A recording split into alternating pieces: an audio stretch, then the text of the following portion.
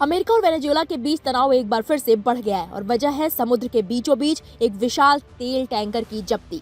अमेरिकी सेना के कमांडोज हेलीकॉप्टर से टैंकर के डेक पर उतरे और कुछ ही मिनटों में पूरे जहाज को अपने कब्जे में ले लिया।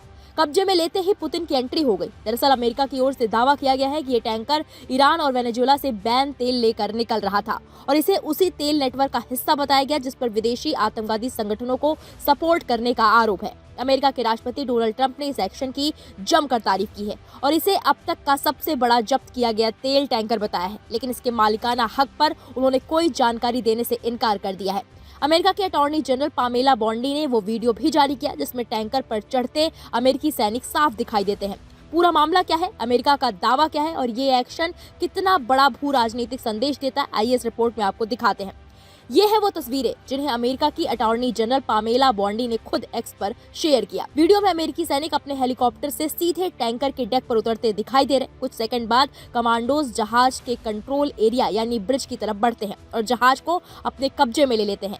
अमेरिका का दावा है कि यह ऑपरेशन वेनेजुएला के तट के बेहद करीब किया गया। अमेरिकी राष्ट्रपति डोनाल्ड ट्रंप ने व्हाइट हाउस में एक कार्यक्रम के दौरान कहा, हमने अभी वेनेजुएला के तट से एक बहुत बड़ा टैंकर जब्त किया है, शायद आज तक का सबसे बड़ा। हालांकि जब उनसे पूछा गया कि टैंकर का मालिक कौन है, ट्रंप ने जवाब देने से इनकार कर दिया, लेकिन जहाज के तेल के बारे में पूछा गया तो उन्होंने कहा, ठीक है, मुझे लगता है कि ये अब हमारे पास ही है।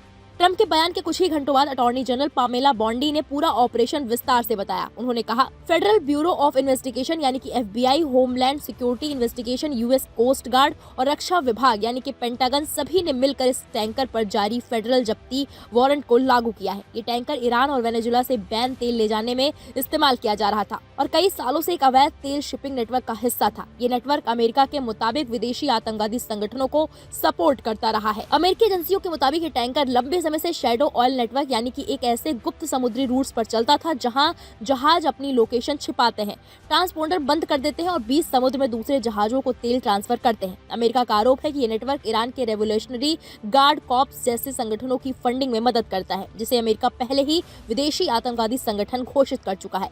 होमलैंड सिक्योरिटी विभाग की जांच अभी भी जारी है और अमेरिका संकेत दे चुका है कि ऐसे और टैंकरों पर भी कार्रवाई की जा सकती है।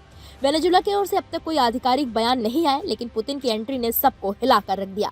पुतिन वेनेजुएला के समर्थन में आ गए और वेनेजुएला के राष्ट्रपति निकोलस मादुरो को हर संभव मदद का भरोसा दिलाया है।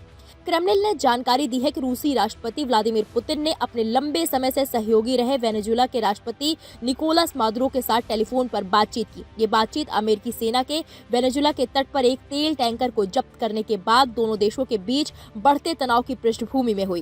क्रेमलिन के बयान के मुताबिक पुतिन ने इस बातचीत में वेनेजुएला के प्रति रूस के समर्थन की पुष्टि की, यानी कि ये कहना गलत नहीं होगा कि पुतिन अब वेनेजुएला के समर्थन में एक ढाल बनकर खड़े हो गए हैं।